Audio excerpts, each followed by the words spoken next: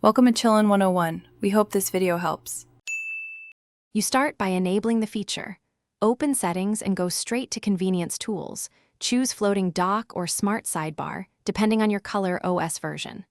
Once done, toggle Floating Window on and make sure you grant display over other apps and accessibility permission. This is why apps can float above others. If you see a prompt, accept it. These permissions let the window remain visible while you use other apps. Now, place the dock or sidebar where it's comfortable for one-handed use. Next, open any supported app and summon the floating handle, swipe or tap to convert the app into a floating window. You can resize by dragging corners, move it by holding the title area, and pin it so it stays above other screens. These controls let you multitask efficiently. Once you're comfortable, customize behavior.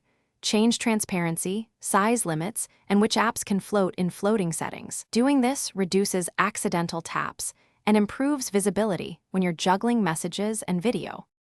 To finish, use the small controls to close the floating window or snap it back to full screen when you're done. This preserves battery and avoids clutter.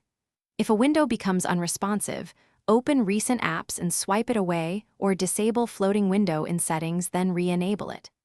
If problems persist, restart the phone or revoke and regrant the display over other apps' permission.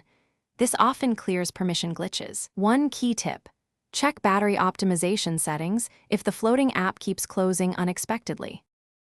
Thanks for watching. Consider subscribing if we helped you.